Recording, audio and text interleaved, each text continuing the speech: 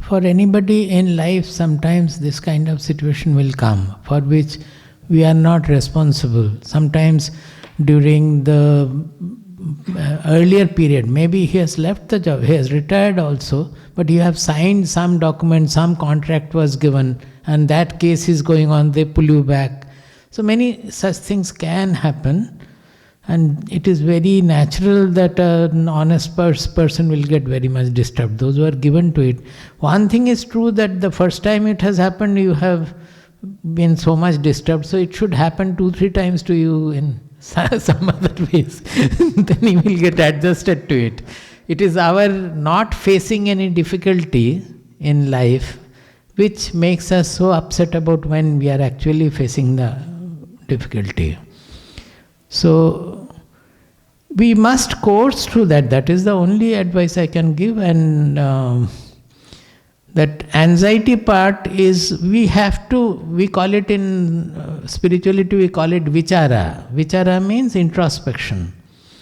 That mind, even when we understand that there is nothing true in it, and with lawyer and all, it will be all right, but the mind will not accept. Mind will still start getting agitated. So by introspection, we have to make the mind understand, make the mind do it, that not getting agitated in any situation. So one we often suggest is a kind of a thought experiment. Thought experiment means you impose a situation to you and bear the consequences in your mind. Suppose I have been sacked or I have been put in jail. Let us take a worse example, that for this I have been taken to the jail. Now, as long as I am not responsible, what can I do about it? I have been taken to the jail, I have to bear it, the physical torture or whatever is there, I will bear it. This you do with your thought process. That is, it is called thought experiment. In science we call it thought experiment. It is imposing the situation which can be imagined. So the worst situation you can impose on you, and in your mind you start accepting that situation. Well, I am in jail, what can be done? I will be there. Let me think that I am there, they are not giving me proper food, there may be beating also, I am ready to take it. Like that, what will happen is the mind will, we will help the mind to build up the strength to face any situation. That can be done. If it becomes very acute, that it is causing some physical disturbance also. In anxiety is not a good thing. So to get rid of the anxiety we can do. Similar, suppose somebody has, it is another side of it, but exactly similar. For the mind it is the same process. Once it happened that one lady once was taken, when the police people came and took her, that we have to show you something. So they went to the morgue and suddenly opened the drawer and identify this person, they said. She found it is her son. She never knew. She has sent the son for studies or something. She never knew that the son has got into something and died, and it is kept in the morgue. So sudden seeing the dead body of the son, she got completely disturbed. Disturbed means almost to the madness part. So that lady was brought to our Swamiji by another devotee. So Swamiji told him that will you do what I say? It has to be done sincerely. Just I will tell you and you will be all right. It won't happen. You have to do in practice, because the mind has to be taken to another level. So what are you afraid of? In her case, it was the son's that dead body, also to some extent already degenerated dead body. It was coming again and again, and she was not able to bear the sight in her mind. So Swami said that whatever is most disturbing, you do one thing. Morning you take bath, get freshened up, sit in your puja room or wherever you have a quiet place, close door, window, everything, sit alone. Then you deliberately bring in those pictures or whatever is disturbing to you. What happens in our mind is that whatever we don't want to face, that comes and haunts us.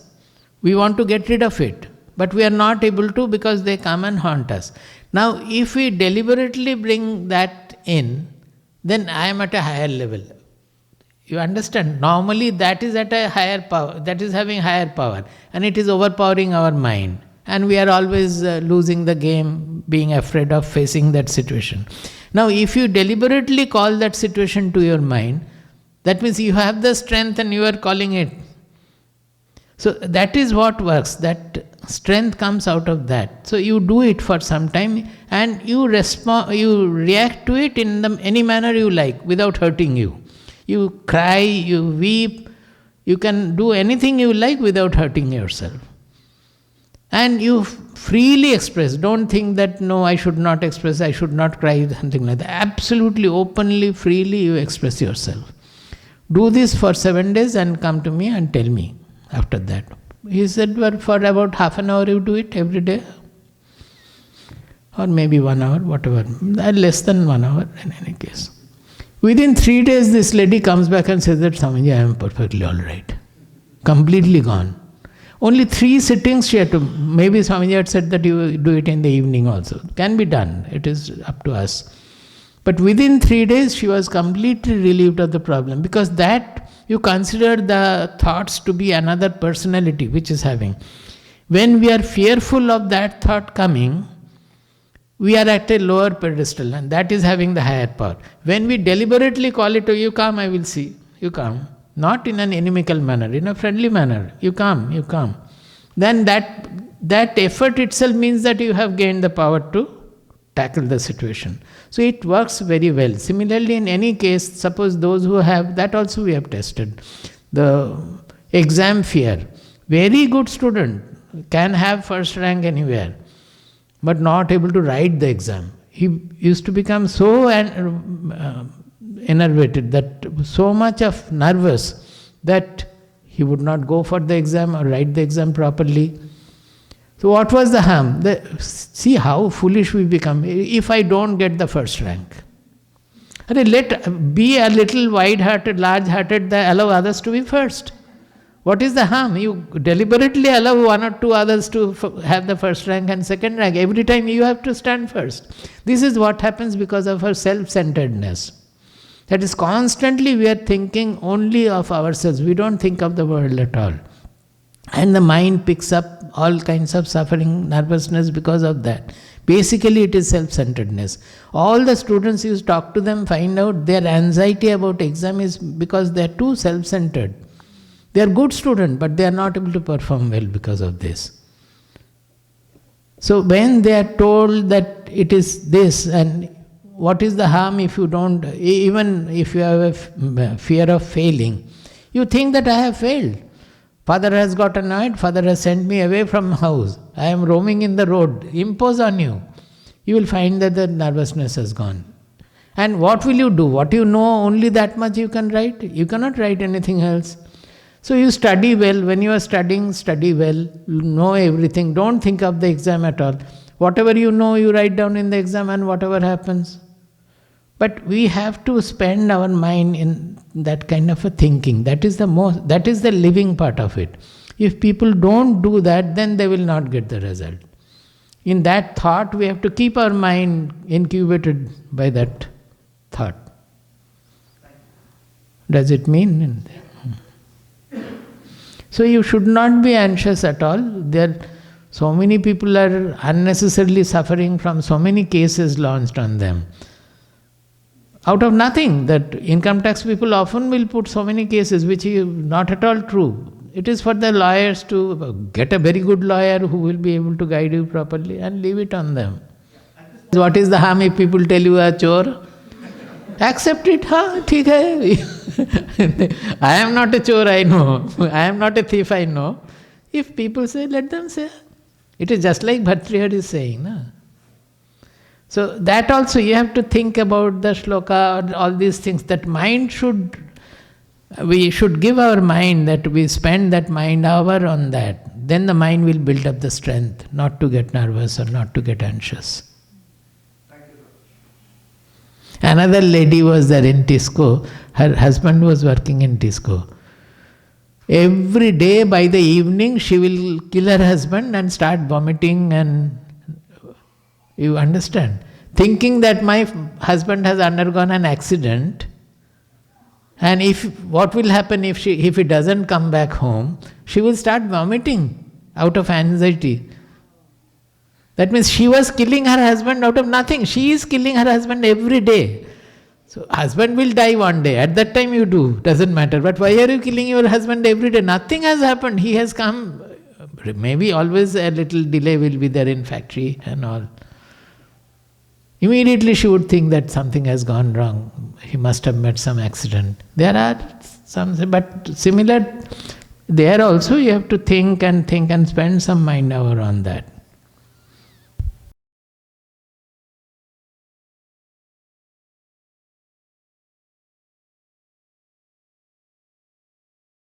So normally if you have anxiety problem, you have to do the thought experiment and teach your mind. I can tell you my example, that I did not have to do thought experiment because by nature I was very impersonal in a way there, that suppose in the exam, from school itself, when the science division was there, class 8, there were 4 or 5 questions to be answered, 25 marks for each. So I replied I knew best, whatever answer I knew best, that I replied. After replying, I felt that, it is too long. I should be able to express it very briefly, precisely.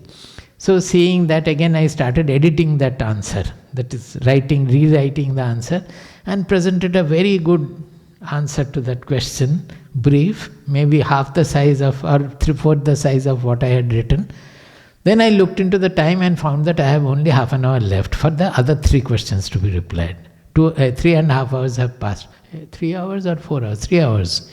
2.5 hours have already gone. So what to do? Then the other questions I just replied in point.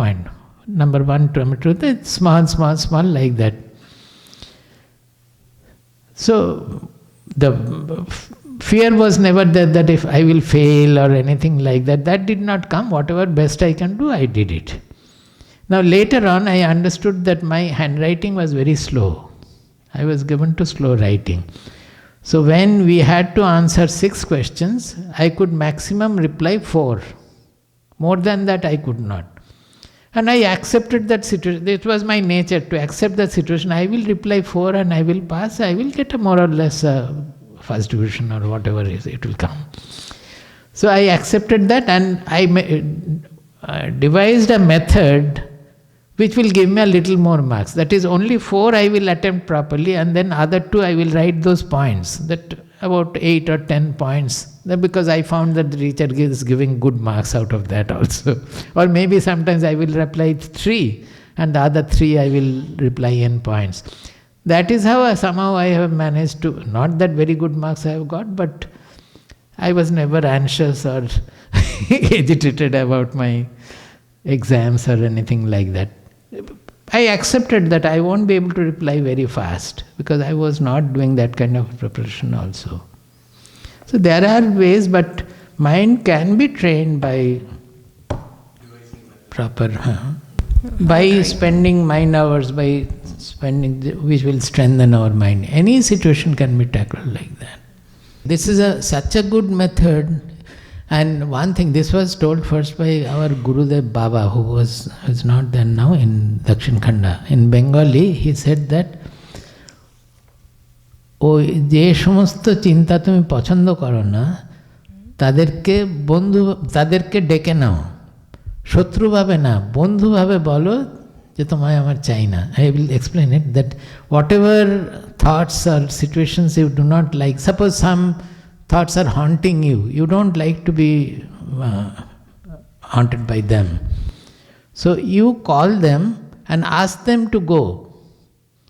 Not in an inimical manner, that, you go, again that thought has come, you go. Not like that. In a friendly manner, you ask him, your work is over, I am not liking you anymore, why don't you leave me? Just simply go. It is not only thoughts, emotions also. We are sometimes haunted by various emotions. I have faced some other people who have told about sexual emotion, that they understand that it is not true. And they are haunted by that, it is coming like that. He was quite old at that time. So he was told that you do it like this, that ask those thoughts or emotions to come and ask them to go in a friendly manner, not that you are fearful of them, go, I don't want, not like that. Why are you coming and bothering me again and again? Already your time is gone, why don't you go? Why can't you leave me? Like that. It will go, because that, when you say in a friendly manner, that again puts you on a higher level than the attacking devil.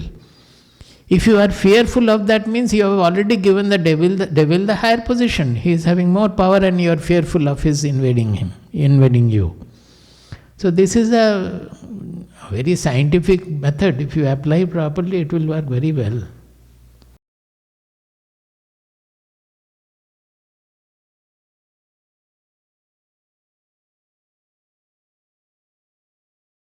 No, basically, see, that desire, we say, everything is not desire. I generally use a term, I use it in this manner, so I have to define the terms, that desire and aspiration. Desire and aspiration. Desire is not welcome, but aspiration is most welcome. Why? In the sense, suppose desire is you are thinking of something, some gain or something in future. Whereas aspiration is a current force. For example, many people are there, I want to become very pure soul. Now it is a desire if you are not acting for imbibing purity. You understand? When you are acting for making your mind pure, then it is a current force in you and you will become pure. But if you only think that in future I will become pure, then you will not become pure. Suppose love is a current force, is it not so? Love, you cannot think that person I will love after 2 years. Can you say like that? Love is when you are loving, the love is felt as a force working in you. Like that, the self-realization or the purity or knowledge, everything should become an aspiration. That means it's a current force, not that one day I will become like this. People generally suffer from this. All the people doing the pursuit, engaged in the pursuit of self-realization, this is the mistake. This is the fundamental mistake. Self-realization is not a goal far off where one day I will reach. Every moment we have to become the self. Which is the self? Self is our own self. But we, by our desires and other things, constrictions, we have got disassociated from our real identity. So the pursuit is every time to get more and more closer and closer to the real self. And it can happen if you walk the path.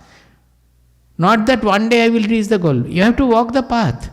And every moment you walk the path, you are becoming more and more self-realized. It is not one day, fine morning, you will see that you have got 2 horns and you have become self-realized. It is not like that. But most of the sadhaks most of the seekers make this mistake that it is something one day, fine, after meditation I will know that I have become self-realized. And they suffer because of that.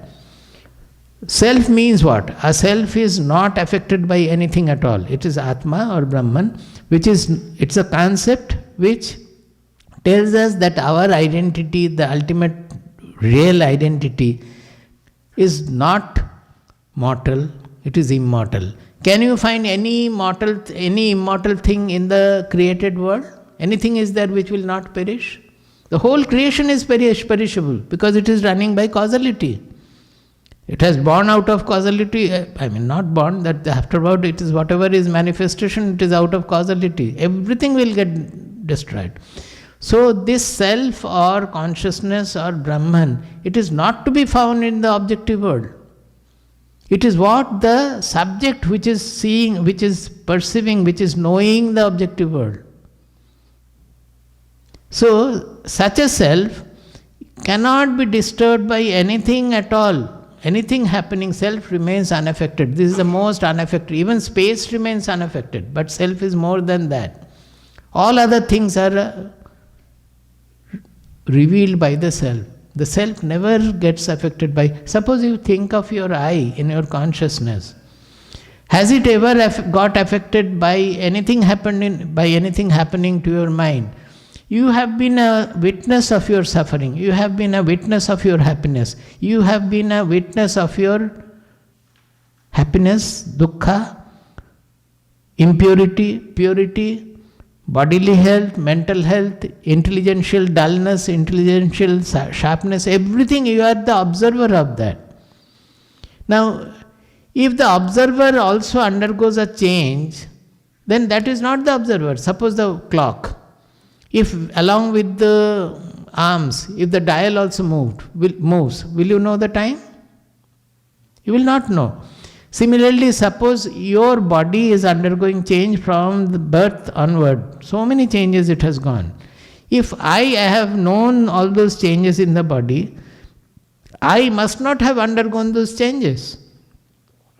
I has remained constant. That is why we are able to know the changes in the body. Similarly, mind, every moment it is changing. 1 hour back it was depressed, now it is happy, it is cheerful. All these changes I am seeing. So, if the I also had changed with happiness and suffering and all, then it would have not known the changes of the mind. So this I is an observer of the mind, of the intelligence, of the body, of the emotions. Everything is observed, and the I is the observer. It never undergoes any change at all. This is what our real identity is. So more and more we come closer to the self, or self-realization if you prefer to say like that, we will attain all these qualities. That is, we will remain unaffected by anything. We will remain impersonal. We will not be moved by any suffering or happiness or anything. Everything we will know, but it will not affect us at all. So it is a path where every day this growth has to be seen. These changes have to be seen. Were you more affected by the similar situation 1 year back and now you are less affected, then you have grown on the path, you have come closer to the self. But we don't do all that, and this is what the difference between aspiration and desire. The desire means we have a desire for knowing what is self or for self-realization. That will not make us self-realized. But the aspiration will make us self-realized every moment. We are coming closer and closer to the self. You can say it is never ending also, like excellence.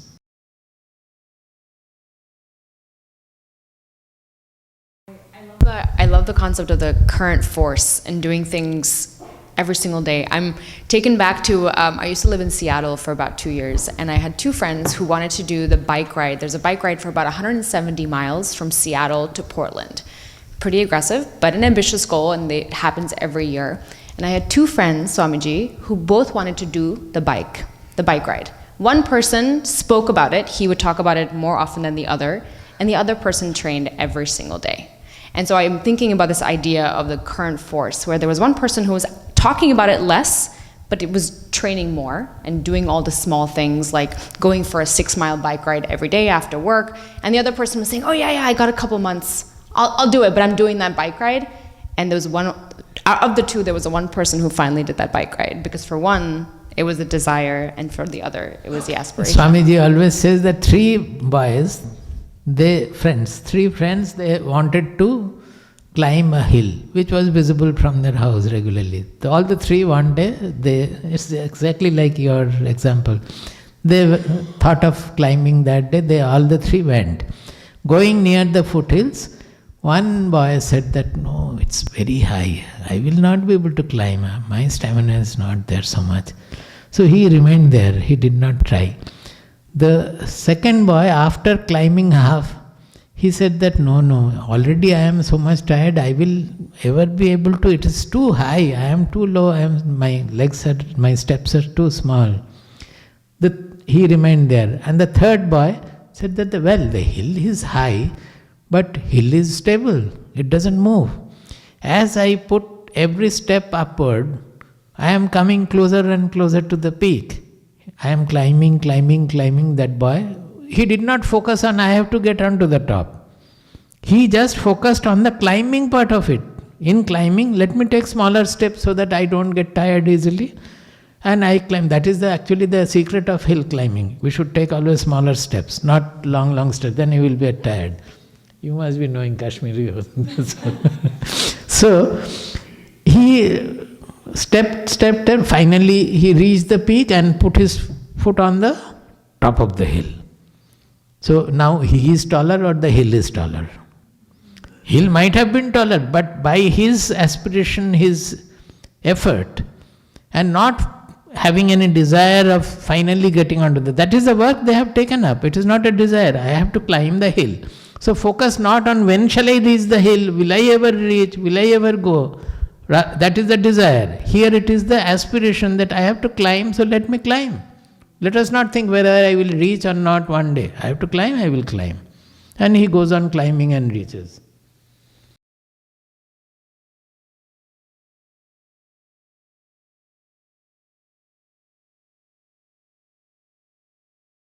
See, not only time and space, even your God, your last word is, even the Brahman and self, they are also concept of the mind. Whatever we can think of, they are thoughts, they are vrittis, they are all concept of the mind.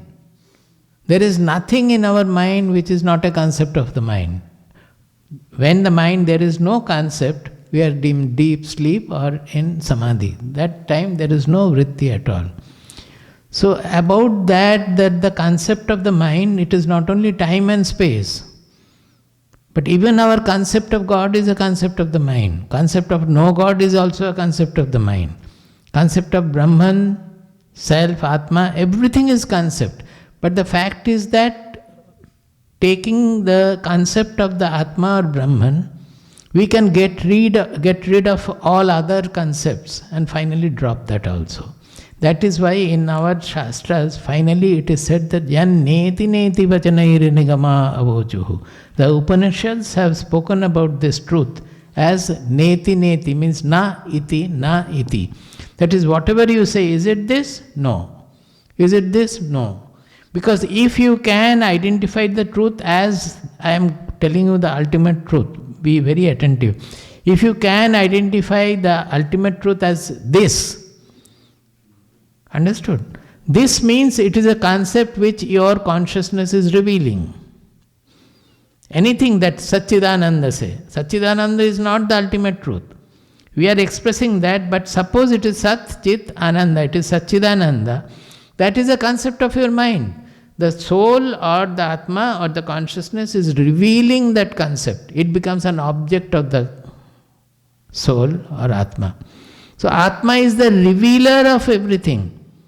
It reveals itself also. But if something can reveal the Atma, then that the revealer is the Atma, not the revealed ones. So all concepts of everything is concept of the mind.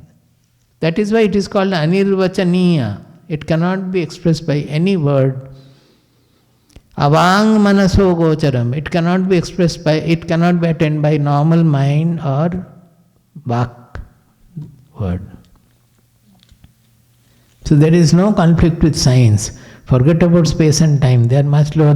We know that they are in the objective field. Even the subject field also, whatever we are philosophical concepts we are making, we have to go beyond that, transcend everything. The self is only transcendental. Is it understood?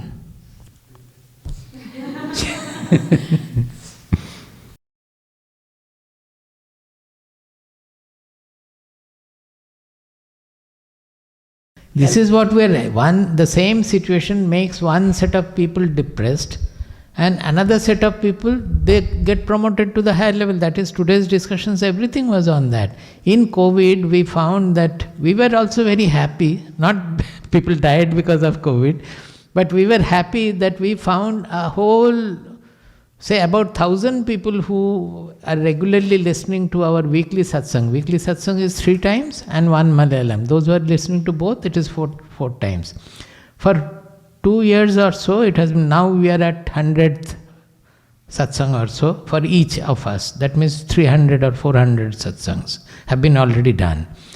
So people became, because they had nothing else to do, going for any party or any work also they were not able to, and many learned to get the materials at home, even the food also delivered at home. So they had lot of time and they were easily engaged in the satsang. And all of them, may not be all, but large number of feedback letters, emails we have got, where they are saying that COVID has been the greatest blessing in their life. Because they, so far they have been listening to Swamiji for 40 years, 50 years, but they have never understood as they understand now, because it was a regular 4 times a week for 1.5 hours each day, getting constant feedback and constant input.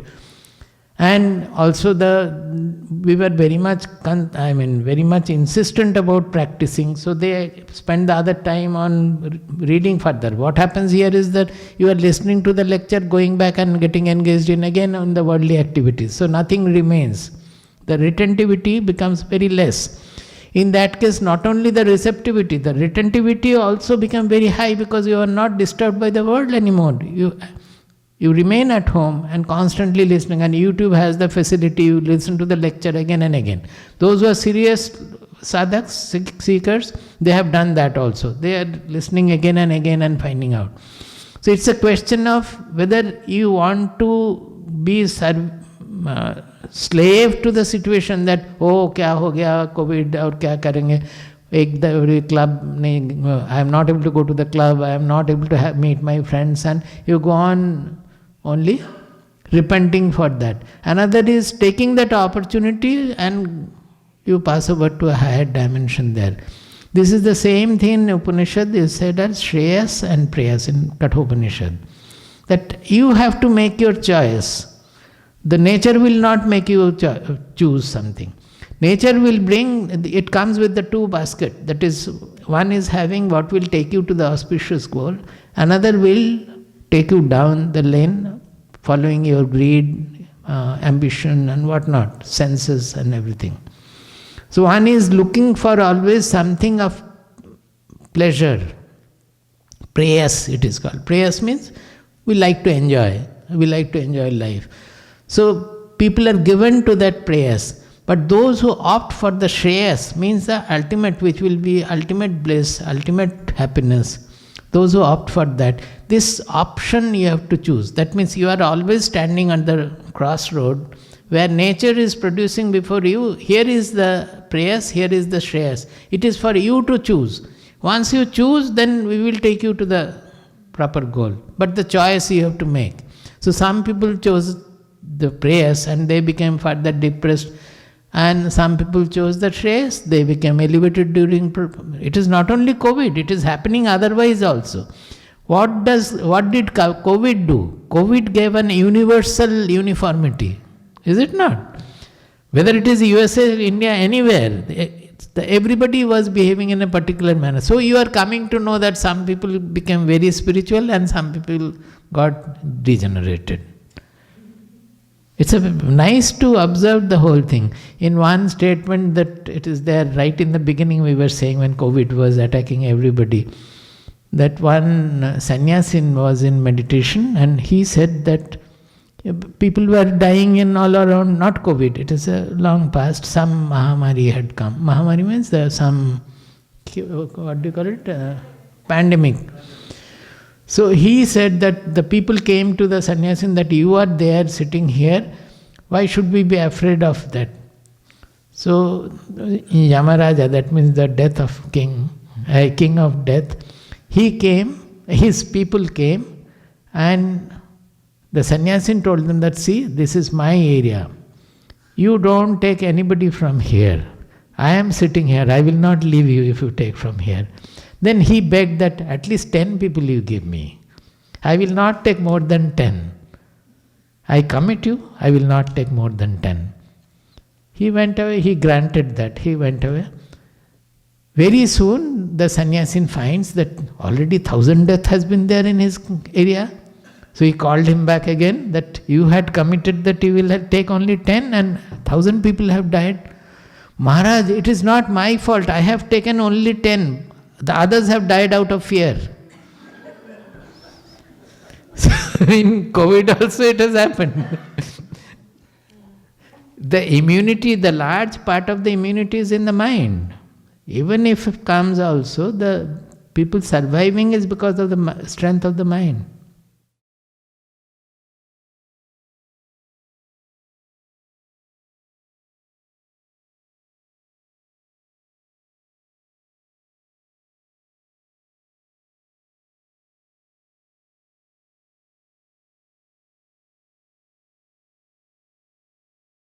There are two ways.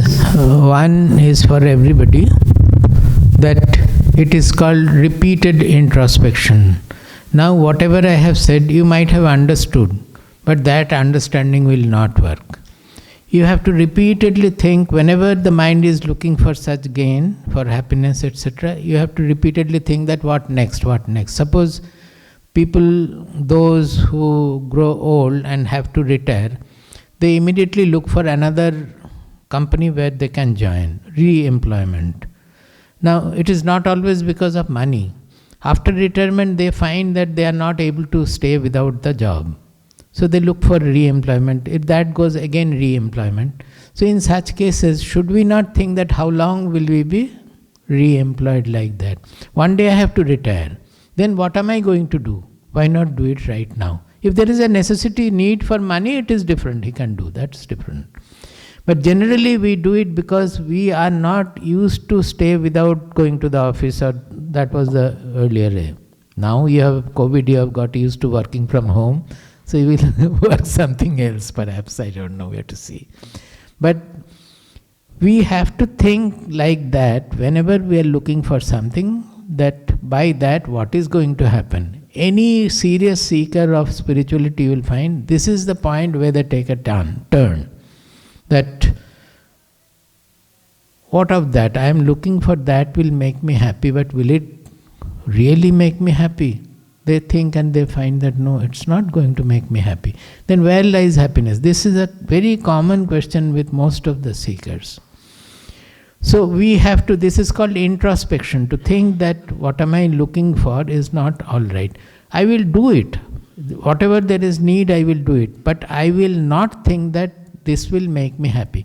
So it comes down to a very, if you can appreciate this reasoning, you will find that it's a very simple way. I am not asking you to get rid of all desires. I am not asking you to get rid of all the attractions, repulsions you have. Nothing. But know for sure that by gaining what I am wanting, I am not going to become permanently happy. And then do it. Do it. But never expecting a fulfillment from there. There we are mistaken. So you will never then suffer also. Suppose you are going to marry a partner, girl or man, whatever. Now, generally we are deluded that unless I marry this person, I am not going to become happy. And if I marry, I will become happy. Now, there needs a moderation. We should think that no, family life means there will be a lot of adjustment, lot of understanding. No two persons are having all the same thoughts or anything. So I will try to see whether the family is a need for me, I will marry. But I am not thinking that I will become happy after this marriage only. But you marry. And you will find that the marriage life also is becoming much deeper and more balanced also, because it is not based on any delusion. It is based on an understanding. Whenever in life something is based on understanding and not based on delusion, you will find the life becomes absolutely smooth. In ashram we are using so many facilities now. It is based on, not on delusion that we want that comfort or so. It's based on an understanding that to work efficiently we need certain facilities. All the computers, all whatever we are doing. It's all for society. We have to understand that. But in the ashram residence also, some people will be there, they will think about it in a different manner. Suppose they don't have this understanding. Oh, acha, these facilities are coming. Even sannyasins are also working in a air-conditioned office or so. All those things people will think, because India is still not like here, that everywhere it is so much of facilities are there. So if it is based on that, whether it is there or not, it doesn't matter. Whatever situation comes, you will be able to work. So there needs a constant introspection of our life, that money, when we are getting more and more, is it that I need so much? You keep certain things for emergency and all. But you will find that in distributing the money and offering the money for good causes of the world, there is a lot more of joy. And even if you keep 10 times more money, if something happens, that money also will not be sufficient. May not be sufficient. There can be a disease where money cannot do anything. You will have to simply leave the world. So it is our delusion that I will keep so much of money so that my children can go and study abroad, then I will have this disease, for that also I will have money. If I have cancer, then this will be the money. It's not the way of thinking. You can keep a certain, depending on a moderate need or so, but rest of it we are unnecessarily keeping. Not only that, as Swamiji always says it, we know the person also. He inherited lot of money from the parents. Now his brother, he had one children, and his brother had 2 children. Now when the property was distributed, he gave everything to his one son who was already very rich. And the brother's sons, they were poor. They did not give anything to them at all. Is it not a very constricted way of thinking? Will it lead to any auspicious development for anybody? And it did not, that I know. Why are we so constricted that even the brother's children are not my own? Forget about the society. They may not be like my own children, but at least we should have a reasonable amount of expansion in our mind. So this is one thing, to introspect and always behave in a balanced manner so that we are not deluded in our life. The other way is to take to spiritual pursuit through knowledge and through meditation. You come to discover that the happiness is inside. Once you discover, then why should you get deluded by that? But those who have discovered, they also get deluded, as I said. That is because they don't have the vichara, the introspection. So a combination of pursuit, meditational pursuit and vichara will strike the goal. In spiritual practice, the sadhana chatushta, those who have learned must be knowing. In sadhana chatushta, that is viveka, vairagya, shamadamadi, shadga sampatti, mumuksha. There this third one, shamadama, adi, 6 treasures. The treasures in spirituality is nothing to do with the external treasure. They are all internal treasure. What are the 6? Shama, dama, titiksha, uparati, shraddha, samadhana. These are the... I wanted to say is shama, dama, titiksha, uparati. Rati means joy, enjoyment. Uparati means not to enjoy anything. Generally we are looking for joy from outside. Uparati means we won't look for joy from outside. Now can it happen until he discovers that the joy is within? Once he discovers the joy is within and applies his rational intelligence, that then I will not look for joy outside at all. Actually it will happen automatically, it should happen for a thoughtful person. Once we discover, that is called Atmarati. You see that Uparati is to be replaced by Atmarati, that he finds whenever he wants joy. Actually it is not wanting or anything. Whenever he gets absorbed within, he gets a lot of joy. And he knows that the joy is within, under any circumstances. Even in suffering, that joy is there. So that will make him not run after any other external joy. So two together will work the goal. That is, one is introspection about life, another is the practice which will help you to discover the joy within. Does it satisfy you?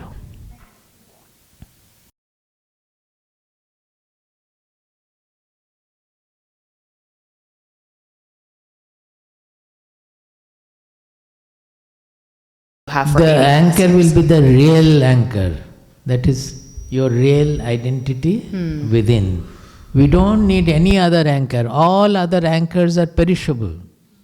They will come and go. If you make your husband the anchor or your son the anchor, you may go before or they may go before, whatever. The anchor is not permanent. Similarly, if you make your riches anchor, It is not permanent. We should look for only the permanent anchor, which is our real identity, the I, which we are always using, not knowing its dimension. We think I am small, Sampada with this kind of a look, this kind of a background, this job, that job, this is the Sampada. And name is Sampada. But actually the real identity is not that. I am the seer, I am the knower of all this, whatever I am connected to. So all other things are perishable. Anything in the world is perishable. So we should never look for the anchor outside. We should look for the anchor within, which is unfailing anchor. There are many Bhagavatam shlokas about it. That the unfailing anchor you should look for. So, and that is not anything you have to become very devotional, spiritual. It is not that. It is the reality. It is our real identity which we have to anchor on. One is to discover it in meditation. Think about it very well. It's a deeper, it's very deep thought. That one is to discover the Atma, or whatever you may say, our real identity in meditation, where you become zero and the Atma reveals itself. You get the expanse. It is not even expanse, it is infinitude. You can call it zero also. But that is the most fulfilling state. Now you get it.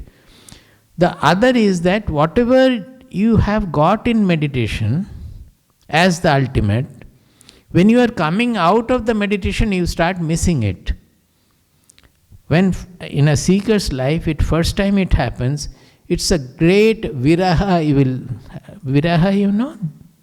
Viraha in English, what will be that? In a way, separation. That is, you suffer from the separation. That is called viraha. So, I still remember, I wrote to my Gurudev Baba that I am burning in viraha.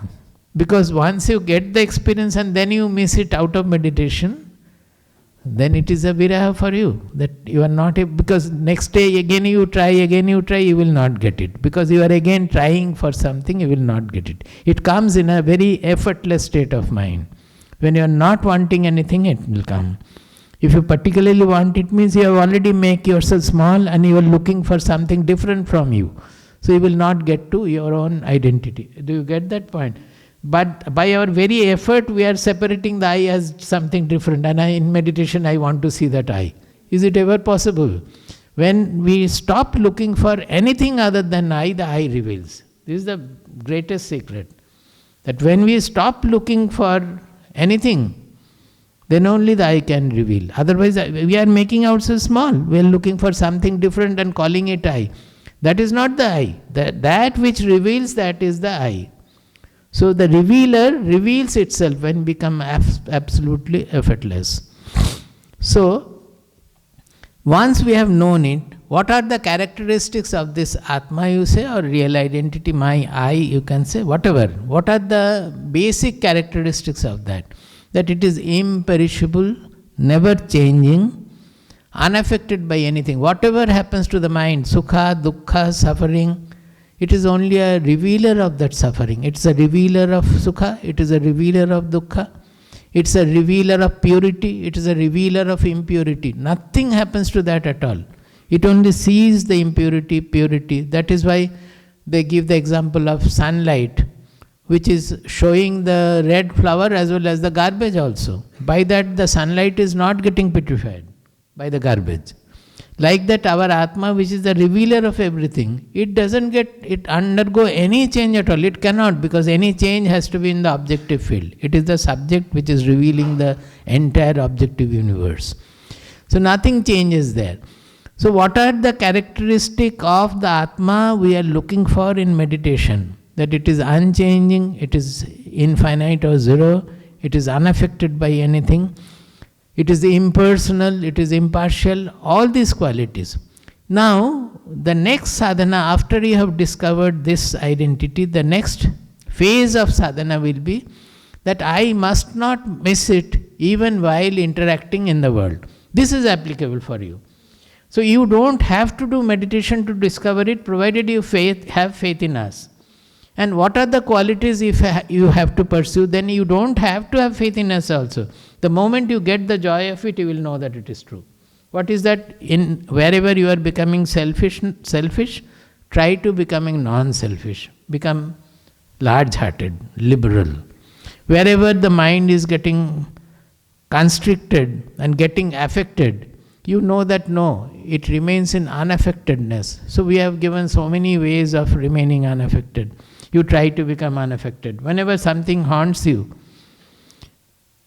you have to know that how to remain unaffected. And you try for that. That means in meditation, whatever we are looking for as the Atma also, whatever is the goal of meditation, the goal of meditation should become the goal of interactive life also. If this sentence you remember, it is enough. Whatever our goal in meditation should become the goal in interactional period also. Because interactional period, you cannot go for the meditation and looking for the Atma. Then you will have accident. When you are driving the car or working in the office, you cannot look for the Atma like that. But what are the characteristics of the Atma? Actually the truth is that the whole universe is only appearing in the Atma. For a person who knows this truth, everything before him is Atma. That means what? That means he is impartial to people. She is also my Atma, he is also my Atma, so there won't be any partiality. But in the behavior there will be all the diversity. I will not behave in the same manner as I am behaving with him or with Advaita. There will be difference of behavior. But both of them are a manifestation of the Atma itself. When that truth dawns in mind, then I will not be partial to anybody. So actually what happens is that he becomes concerned about his own son, children and all. He is equally concerned about others, but his duty is to look after the son. That part he has to do. He will do, but he will never get attached to that. Attached means over-clinging to that, overdoing that. So the whole life will become a very balanced with that impersonality, impartiality. But the moment we say impersonality, impartiality, we'll think that then it is stone-like. No, it is not stone-like, because the anchor there is a love for everybody. Love becomes the anchor. So why don't you love everybody? That means the Atma you are approaching through love. So my first experiment I had suggested and it had become successful. One lady was talking about the office. I said that you are most worried about your one colleague, about almost inimical. You simply go, no, love, Swamiji, I cannot love her. Okay, you simply go and hug her. Say that, appreciate, any person will have some qualities. You cannot say that because he is my enemy, he doesn't have any quality. Everybody will have some good quality, bad quality. You think of her good quality, hug her and appreciate that quality. You do it 2-3 days if necessary. Go and do it.